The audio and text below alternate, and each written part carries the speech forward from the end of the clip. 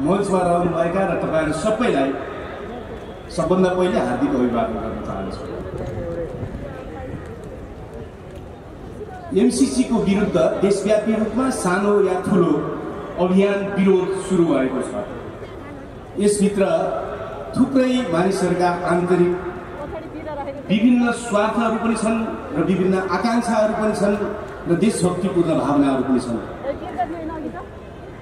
अहिले भइरहेको कार्यक्रम देशव्यापी रूपमा भइरहेको कार्यक्रमहरूको एउटा प्रतिनिधि कार्यक्रम हो र यो कार्यक्रम नेकपाले जो आयोजना गरेको छ उहाँहरूलाई त मैले धन्यवाद दिनै पर्छ, तर मैले थप के भन्नुपर्छ भने यो उहाँहरूको मात्रै कार्यक्रम होइन, यो हामी सबैको कार्यक्रम हो, मेरो कार्यक्रम हो, यहाँ उपस्थित हुन नसकेका थुप्रै पार्टीहरूको कार्यक्रम हो, जस देशलाई सच्चा माया गर्छन् ती सबैको कार्यक्रम हो।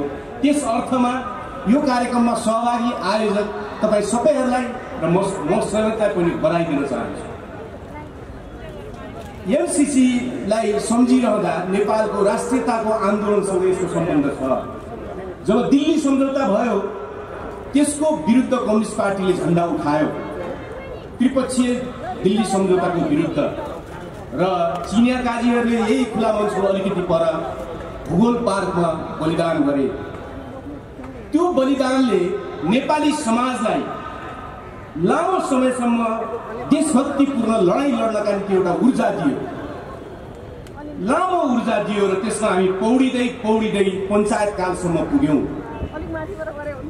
उत्तरी नाकामा भारतले राखेको चेकपोस्ट हटाउने विद्यार्थीहरूको पहल, भौतिकहरूको पहल, राजनीतिकहरूको पहल विरोधका बावजुद त्यो चेकपोस्ट जब हट्यो, त्यो सँगसँगै देखा परेको सुस्ता, महेशपुर, मानेभन्ज्याङमा भारतीय हस्तक्षेपका विरुद्ध हामीले जो आन्दोलन गर्यौँ त्यसले हामीलाई सिङ्गै पञ्चायतकालभरि देशभक्तिपूर्ण आन्दोलन अगाडि बढाउन एउटा ऊर्जाको काम गर्यो। यो अहिलेको संविधान बनिसकेपछि नेपालका शासकहरूले यो संसारको करिब सबभन्दा राम्रो संविधान भनेका छन् र राष्ट्रियताको मुद्दा पनि हल भयो भनेका छन् र बाबुराम भट्टराई जस्ता मानिसहरूले त एमसीसीको विरोध गर्नेहरू पत्रु मूर्ख भनेका छन्। हामीलाई यो एमसीसी सन्धि नेपालमाथि अमेरिकाले लादिदिएर यो संविधान बनिसकेपछि यो देशमा समृद्धि ल्याउँछौँ र अब स्वर्ग बनाउँछौँ भनेर जो भ्रम बाँडिएको थियो, यो देशको राष्ट्रिय स्वाधीनता अब पूर्ण रूपमा ठिक हुन्छ भनेर जो भ्रम बाँड्न खोजिएको थियो, त्यसलाई चिर्नका निम्ति फेरि एउटा देशभक्तिपूर्ण आन्दोलनको आँधीबेहरी सृष्टि गर्नका निम्ति एमसीसीले हामीलाई एउटा ठुलो नयाँ एउटा मुद्दा दिएको छ। किनकि यो संविधान बनिसकेपछि एउटा ठुलो भ्रमको बीचबाट नेपाली समाजलाई अगाडि बढाइँदैछ। समृद्धि पनि यही दलाल पुँजीवाद मार्फत हुन्छ, राष्ट्रिय स्वाधीनताको रक्षा पनि यही दलाल पुँजीवाद मार्फत हुन्छ भनेर जो भ्रम दिन खोजिएको थियो, त्यो भ्रमलाई चिर्नका निम्ति उनीहरूले नै एउटा हामीमाथि क्रिया गरेका छन्, एमसीसीको क्रिया गरेका छन्। त्यसको प्रतिक्रिया अब उत्पन्न हुन थालेको छ। त्यस अर्थमा एमसीसी लाग्न खोज्ने अमेरिकी साम्राज्यवाद र नेपालका दलाल शासकहरूलाई म नकारात्मक कामको निम्ति धन्यवाद नै दिन चाहन्छु, किनकि नेपाली जनतामा देशभक्तिपूर्ण आन्दोलनको आवश्यकता अहिले पनि छ र लामो समयसम्म छ भन्ने चेतनामा निकै धर्मरा आउन खोजेको थियो। अब यो एमसीसी काण्डले, यो राष्ट्रघाती सन्धिले हामीमाथि लाग्न खोजिएको अमेरिकी साम्राज्यवादको बुटका विरुद्धको जो आन्दोलन सृष्टि हुन खोजेको छ, यसले म तपाईँहरूलाई भनौँ महाकाली सन्धि हुँदैन थियो भने देशभक्तिपूर्ण आन्दोलन संसदवादका विरुद्ध त्यति बेला जाँदैन थियो र त्यसको जगमा जनयुद्ध जस्ता परिघटनाहरू पनि निर्माण हुँदैनथे। किनकि प्रतिक्रियावादीहरूको, दुश्मनहरूको जनतामाथि, राष्ट्रमाथि कुनै क्रिया भएन भने, नकारात्मक क्रिया भएन भने त्यसको विरुद्धको क्रान्तिकारी प्रतिक्रिया पनि जन्मन सम्भव छैन। आज दलाल संसदीय पुँजीवादी व्यवस्थाले हामीमाथि, अमेरिकी साम्राज्यवादले हामीमाथि एमसीसीको राष्ट्रघाती क्रिया गरिरहेको छ। हामीले यसको विरुद्ध प्रतिक्रिया गर्नु छ, प्रतिक्रिया गर्न सुरु भएको छ र आजको सभा एउटा त्यस्तै एउटा प्रतिनिधि प्रतिक्रिया हो। त्यसकारणले हामीलाई थाहा छ जबसम्म नेपाली समाजमा विद्यमान यो दलाल संसदीय पुँजीवादी व्यवस्थाको अन्त हुँदैन, अन्त गरिँदैन र त्यसको स्थानमा जनसमुदायले नै सम्पूर्ण निर्णय गर्ने वैज्ञानिक समाजवादी व्यवस्थाको हामी स्थापना गर्दैनौँ त्यो दिनसम्म हामीले साम्राज्यवादसँग लडिरहनु छ। त्यो दिनसम्म हामीले नेपालको दलाल पुँजीवादसँग लडिरहनु छ। तर त्यो लडाइँलाई व्यवस्थित रूपमा अगाडि लान र आम जनसमुदायको चेतना स्तरमा वृद्धि गर्नका निम्ति यस्ता मुद्दाहरू जरुरी छन् जसलाई हामीले घर घरमा पुर्याएर बुझाउन सकौँ। हामीले धेरै भन्यौँ भारतीय विस्तारवादका विरुद्धको सङ्घर्षमा, भारतीय साम्राज्यवादका विरुद्धको सङ्घर्षमा नेपाली जनताले धेरै नै अनुभव पाएका छन्, किनकि उनीहरूले धेरै नै लडेका छन्, किनकि नजिकको शत्रु चिन्ह सजिलो छ। तर हामी लामो समयदेखि भन्यौँ अमेरिकी साम्राज्यवाद नवोदारवादी नीति अन्तर्गत हामीमाथि हाम्रो अर्थतन्त्र, हाम्रो समाज, हाम्रो संस्कृति सबै ध्वस्त गर्न चाहिरहेको छ। हामीले यो भन्दै आयौँ। तर हामीले आम जनतालाई घर घरमा पुग्ने गरी, मन मनमा पुग्ने गरी बुझाउन सकिरहेका थिएनौँ। आज यो एमसीसीले हामीलाई एउटा यस्तो हतियार उपलब्ध गराएको छ। आम जनतालाई अमेरिकी साम्राज्यवाद भनेको के हो, यसले हाम्रो प्राकृतिक स्रोत कसरी लुट्दैछ र हाम्रो समाज कसरी ध्वस्त बनाउँदैछ, हामीमाथि कसरी युद्ध, हाम्रो देशलाई कसरी युद्धको चलखेल गर्ने मैदान बनाउन खोजिरहेको छ भनेर प्रशिक्षित गर्ने एउटा ठुलो अवसर प्रदान गरेको छ। यो अवसरलाई कम्युनिस्ट क्रान्तिकारीहरूले, देशभक्तहरूले व्यवस्थित ढङ्गले त्यसलाई उपयोग गर्नु जरुरी छ। यो एमसीसी सम्झौता संसदबाट पारित गर्ने यहाँका कायर शासकहरूको साहस छ भन्ने मलाई लाग्दैन। उनीहरू सामान्य संसदीय चुनावसम्म समेत पनि आत्तिने शासकहरूले जनतामा उठिरहेको यो चेतनालाई कुल्चिन सक्छन् भन्ने मलाई लाग्दैन। यदि उनीहरूले, अघि एकजना कमरेडले भन्नुभयो जबसम्म एमसीसी पास हुँदैन हामी लडिरहँ, होइन, उनीहरूले लाठी र बन्दुक बजारेर पारित गरिहालेछन् भने पनि एमसीसी परियोजना लागू गर्न नदिनका निम्ति हामीले सङ्घर्ष गर्नु छ। त्यो दिनसम्म सङ्घर्ष गर्नु छ जुन दिनसम्म अमेरिकी साम्राज्यवादको हामीमाथि लाठी, बुट र षड्यन्त्र, आर्थिक रूपमा हामीमाथिको सारा बन्देजहरू र हाम्रो प्राकृतिक स्रोत साधन लुट्ने जबसम्म उसको सम्पूर्ण हरकतहरूलाई हामी च्यात्न सक्दैनौँ, त्यसलाई चुनौती दिएर फाड्न सक्दैनौँ, त्यो दिनसम्म हामीले लड्ने छ। त्यसकारणले मित्रहरू, मैले आज भन्ने कुरा के हो भने हामीले सचेत रूपमा, व्यवस्थित रूपमा देशभक्तहरूको मोर्चाबन्दीलाई अझ ठुलो पार्दै जानु छ। आजको यो सभाले त्यस दिशामा प्रयत्न हुन थालेको छ भन्ने एउटा सन्देश पनि दिएको छ। त्यसकारणले कम्युनिस्टहरू मात्रै होइन, सम्पूर्ण देशभक्तहरू र सच्चा लोकतन्त्रवादीहरूले हाम्रो देशमाथि लाग्न खोजिएको यो एमसीसी, यसलाई परास्त गर्नका निम्ति एउटा विशाल देशभक्तिपूर्ण मोर्चाबन्दीमा हामी जानका निम्ति पहल गरौँ र एउटा कुरा पक्का पनि फेरि ख्याल गरौँ कि देशभक्तिपूर्ण आन्दोलनमा आएका तत्त्वहरू, समूहहरू, उनीहरू विभिन्न खालका विचारहरूबाट ग्रसित पनि हुन्छन्, विभिन्न विकारहरूबाट प्रशिक्षित पनि हुन्छन्। त्यसकारणले त्यसलाई नेतृत्व गर्न, त्यसलाई ठिक दिशामा लानका निम्ति वैचारिक रूपमा प्रष्ट, उद्देश्यमा प्रष्ट यो व्यवस्थाको विरोध मात्रै होइन, नयाँ क्रान्तिकारी व्यवस्था निर्माण गर्ने योजना सहितका क्रान्तिकारीहरूले त्यसलाई नेतृत्व गर्नुपर्छ। त्यसको निम्ति सच्चा कम्युनिस्ट पार्टीहरूको बिचमा क्रान्तिकारी संयुक्त मोर्चाको निर्माणको दिशामा पनि हामी अगाडि बढौँ। त्यसले मात्रै देशव्यापी रूपमा रहेको देशभक्तिपूर्ण माहौललाई हामी साँच्चै नेतृत्व गर्न सक्नेछौँ र नेपालको राष्ट्रियताको लडाईँ 2 दिनको छैन, लामो लडाईँमा हामी जानु छ। त्यो लामो लडाईँ हामी जित्नेछौँ। मैले अहिले तपाईँहरूको विषय यति नै भन्छु। धन्यवाद। कुरा जसरी यो कार्यक्रममा नेकपाद्वारा जो प्रकारको विरोध सभाको आयोजना भएको छ, यो कार्यक्रममा हाम्रो पार्टीलाई निमन्त्रणा जसरी भएको छ, यसप्रति हाम्रो पार्टीद्वारा नेकपालाई हामी धन्यवाद गर्न चाहन्छौँ। आजको मूल विषय भनेको एमसीसी छ। आज यो एमसीसी प्रत्येक नेपाली जनताको बीचमा बहसको विषय बनिरहेको छ। एमसीसी सम्झौता नेपालको हितमा छ या छैन, नेपाली जनताको लागि हुन्छ या हुँदैन भन्ने कुरा बहस चलिरहेको छ। म सहयोगदा साथीहरूलाई म भन्न चाहन्छु, जति बेला दक्षिण पूर्वी एसिया 11 देश, जहाँ दक्षिण पूर्वी एसियामा सुरुमा फ्रेन्चहरू आएर त्यो अधिपत्य जमाए। त्यसपछि बेलायत आयो, त्यसपछि रुस र अमेरिका हुँदै चीन त्यहाँ प्रवेश गर्यो। Laos, Cambodia, Cuba, Laos, Cambodia, Thailand, Singapore र मलेसियाका विगतका सङ्घर्षले एमसिसीको बारेमा प्रश्न झल्काउँछ। दक्षिण एसियाका 8वटा देशहरू जो प्रकारको पछिल्लो चरणमा सङ्घर्षको केन्द्र बन्न पुगेको छ।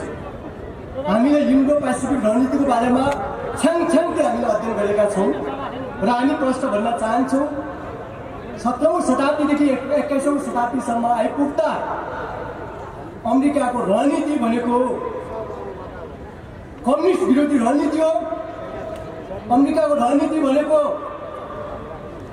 देशमा अस्थिरता फैलाउने रणनीति हो र गरिबहरूको शोषण गर्ने रणनीति हो।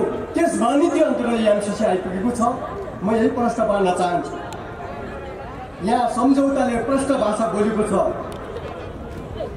दफा कर सम्बन्धी दफा 2.8 को कर सम्बन्धी एमसिसी वित्तीय व्यवस्था देयको भुक्तानबाट मुक्त हुनेछ। यो कार्यक्रमसँग सम्बन्धित नेपालभित्र ल्याएका कुनै पनि वस्तु कार्य वा सेवामा सम्बन्धित मूल्य अभिवृद्धि कर, बिक्री कर, अन्तर्शुल्क, सम्पत्ति खरिद कर सबै कर नलाग्ने भन्ने कुरा उल्लेख छ। तपाईँ जी वाइडेन र जो आइडेनजीलाई हामी भन्न चाहन्छौँ, तपाईँले G7 को बैठकमा कर्पोरेट कर 15% लगाउने कुरा गरिदिनु भएको छ। तर नेपालमा एमसिसीलाई कर लगाउन नपाउने यो कस्तो प्रकारको विडम्बना, एउटा कुरा तपाईँलाई मैले राख्न चाहन्छु। अर्को कुरा एमसिसीको हैसियत दफा नम्बर 6 को 8 मा छ। युएसएको तर्फबाट कार्यरत युएसका सरकारी निगम हो यो। एमसिसी वा युएस सरकार कुनै पनि वर्तमान वा भूतपूर्व अधिकारी कर्मचारी नेपाल कुनै पनि अदालत या न्यायाधिकरणको क्षेत्राधिकारबाट उन्मुक्त हुनेछ। अमेरिकनहरू नेपालमा जासुस गर्न आयो भने नेपालीले उन्मुक्ति दिने, बलात्कार गर्यो भने उन्मुक्ति दिने, नेपालमा शोषण गर्यो भने उन्मुक्ति दिने, नेपालको राष्ट्रहित विपरीत काम गर्यो भने उन्मुक्ति दिने, यो सम्झौताले यो प्रश्न उल्लेख गरेको छ।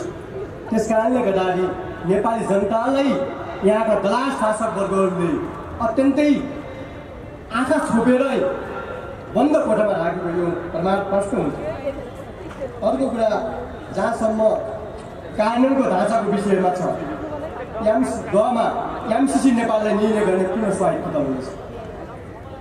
नेपाल के अमेरिकाको एउटा प्रान्त हो? यो नेपाल अमेरिकाभन्दा अगाडि नै स्वतन्त्र भएको देश हो। जति बेला अमेरिका उपनिवेशमा थियो, बेलायतको उपनिवेशमा थियो, त्यति बेला नेपाल स्वतन्त्र भइसकेको थियो। त्यसकारणले हामी भन्न चाहन्छौँ यो एमसिसी कुनै पनि हालतमा नेपालको हितमा छैन र नेपाली धरतीमा लागू हुन सक्दैन। जुन दिन यो संसदले एमसिसी सम्झौता लागू गर्छ त्यो दिन यो संसद पनि रहँदैन र एमसिसी परियोजना पनि लागू हुँदैन। यो कुरा तपाईँलाई म प्रश्न पार्न चाहन्छु हाम्रो पार्टीको तर्फबाट। आज अर्को कुरा यहाँ संवेदनशील विषय बनिरहेको छ। नेपाली जनताले नेपालमा एमसिसी लागू गर्न चाहेको छैन, तर जबरजस्ती नेपालका शासक वर्गहरू एमसिसी बारेमा अत्यन्तै र्याल चुहाइरहेका छन्। तपाईँ शासक वर्गहरू, दलाल पुँजीपतिहरू भन्नुहोस् कति पेस्की खानुभयो तपाईँहरूले? तपाईँहरूको पेस्की हामी तिरिदिन्छौँ र एमसिसी सम्झौता फिर्ता होस्।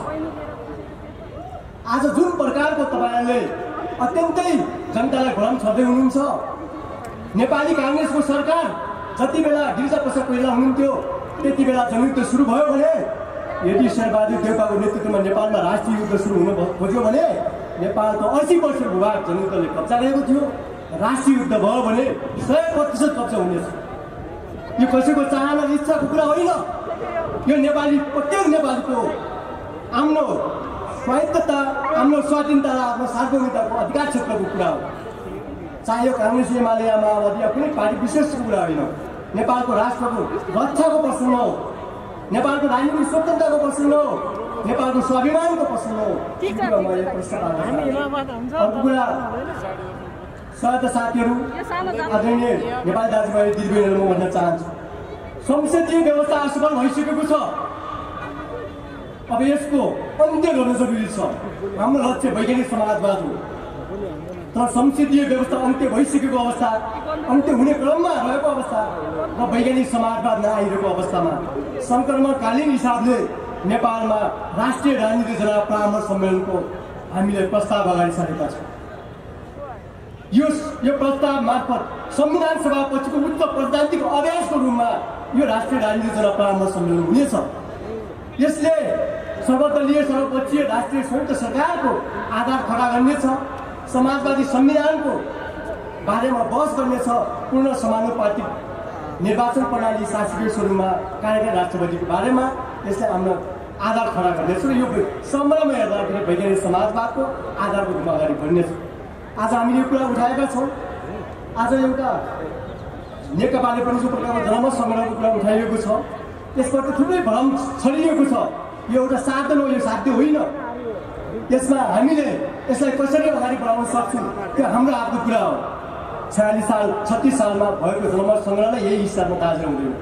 अब नेपाली जनता नयाँ युगमा अगाडि बढेको छ। त्यस कारणले गर्दाखेरि जसरी पाइलटलाई प्लेन उडान गर्नको लागि भिजिबिलिटीको आवश्यकता पर्छ, त्यसरी पनि हामीले हाम्रो नेपालको राजनीतिलाई अग्रगामी निकास दिनको लागि संसदभित्र र संसद बाहिर रहेका सम्पूर्ण दल, नागरिक समाज र आम नेपाली जनताहरू एकपटक उच्च प्रजातान्त्रिक अभ्यासमा अगाडि बढौँ। जनतालाई मतदाता करदाता र आन्दोलनकारीमा मात्र सीमित नराखेर प्रत्यावन अनुमोदन र विधेयक निर्माणको हैसियत स्तरमा उठाउने गरिकन हामीले राजनीतिक स्वतन्त्रता जनतालाई दियौँ। र अब हामीले अगाडि बढिरहँदा आम युवतीहरूको भविष्यलाई केन्द्रबिन्दु राखेर अगाडि बढौँ। नेपालको राजनीतिक पार्टीहरूमा ठुलो प्रकारको सङ्कट आइपरेको छ, नेतृत्वमा सङ्कट आएको छ, राजनीतिक प्रणालीमा सङ्कट आएको छ, विधिमा सङ्कट आएको छ। नेपालका राजनीतिक पार्टीहरूको भविष्य निर्वाचन आयोगमा जोडिएको छ र अदालतमा जोडिएको छ। राजनीति जनताले गर्ने हो या अदालत र कानुनले गर्ने हो? आजका दलाल पुँजीपति वर्गहरूले महासन्न अवस्थामा भएको संसदीय व्यवस्थालाई बचाउनको लागि झुटको खेती गरिएको अवस्थामा हामीले एकपटक नयाँ प्रकारको जनविद्रोहको आधार खडा गर्दै अगाडि बढाउँ। म यही कुरा राख्दै जो प्रकारको नेकपा सरकारले 3 बुझे जो सहमति गरेको छ त्यो इमान्दारी साथ कार्यान्वयन गर्न सकेको छैन। यसलाई कार्यान्वयन गरोस् भन्ने हामी चाहन्छौँ। त्यसै गरी तपाईँको राजबन्दीको रिहा भएको छैन, त्यो रिहा गरोस् भन्ने चाहन्छु, झुट्टा मुद्दा फिर्ता गरोस् भन्ने चाहन्छु र आगामी दिनमा हामी सँगै सहकार्य गरेर अगाडि बढ्ने प्रतिबद्ध हुँदै तपाईँहरूको बिचमा तपाईँहरू पनि साथ दिनुहुनेछ भन्ने कुरा राख्दै यो म आफ्नो मन्तव्य यही दिन्छु। पहिलो कुरा, जसरी यो कार्यक्रममा नेकपाद्वारा जो प्रकारको विरोध सभाको आयोजना भएको छ, यो कार्यक्रममा हाम्रो पार्टीलाई निमन्त्रणा जसरी भएको छ, यसप्रति हाम्रो पार्टीद्वारा नेकपालाई हामी धन्यवाद गर्न चाहन्छौँ। आजको मूल विषय भनेको एमसिसी छ। आज यो एमसिसी प्रत्येक नेपाली जनताको बिचमा बहसको विषय बनिरहेको छ। एमसिसी सम्झौता नेपालको हितमा छ या छैन, नेपाली जनताको लागि हुन्छ या हुँदैन भन्ने कुरा बहस चलिरहेको छ। म सहयोगदा साथीहरूलाई म यो भन्न चाहन्छु, जति बेला दक्षिण पूर्वी एसिया 11 देश, जहाँ दक्षिण पूर्वी एसियामा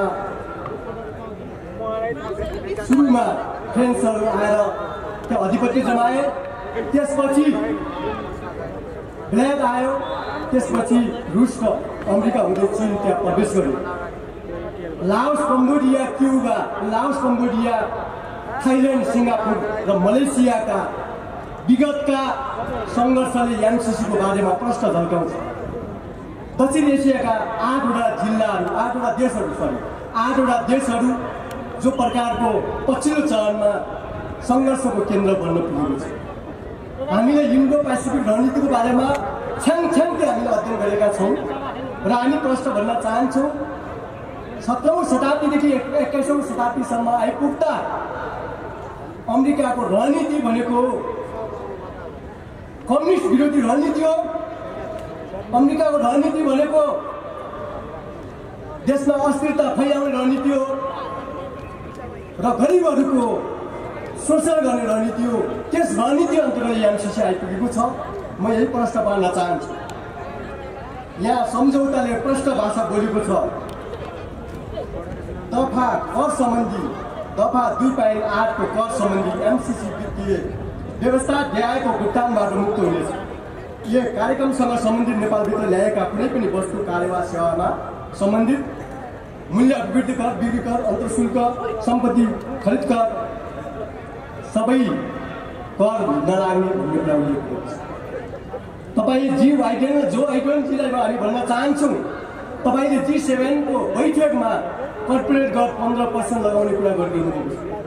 तर नेपालमा एमसीसीलाई कर लगाउन नपाउने यो कस्तो प्रकारको विडम्बना, एउटा कुरा तपाईँलाई मैले राख्न चाहन्छु। अर्को कुरा एमसीसीको हैसियत दफा नम्बर 6 को 8 मा छ। युएसएको तर्फबाट कार्यरत युएसका सरकारी निगम हो यो। एमसीसी वा युएस सरकार कुनै पनि वर्तमान वा भूतपूर्व अधिकारी कर्मचारी नेपाल कुनै पनि अदालत या न्यायाधिकरणको क्षेत्राधिकारबाट उन्मुक्त हुनेछ। अमेरिकनहरू नेपालमा जासुस गर्न आयो भने नेपालले उन्मुक्ति दिने, बलात्कार गर्यो भने उन्मुक्ति दिने, नेपालमा शोषण गर्यो भने उन्मुक्ति दिने, नेपालको राष्ट्र हित विपरीत काम गर्यो भने उन्मुक्ति दिने, यो सम्झौताले प्रश्न उल्लेख गरेको छ। त्यसकारणले गर्दाखेरि नेपाली जनतालाई यहाँका दलाल शासक वर्गहरूले अत्यन्तै आँखा छोपेर बन्द कोठामा राखेको यो प्रमाण प्रश्न हुन्छ। अर्को कुरा जहाँसम्म कानुनको ढाँचाको विषयमा छ, एमसीसी नेपाललाई निर्णय गर्ने पुनः स्वायत्तता हुनेछ।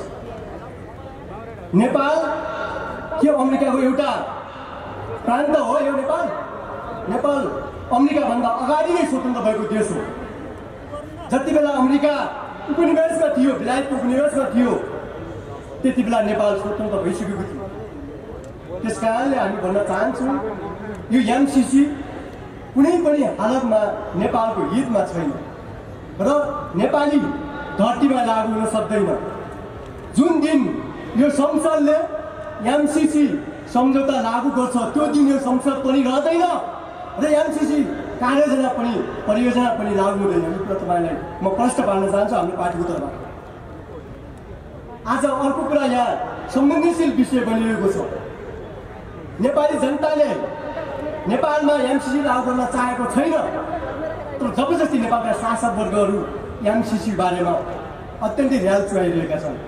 तपाईँ शासक वर्गहरू, दलाल पुँजीपतिहरू भन्नुहोस् कति पेस्की खानुभयो तपाईँहरूले?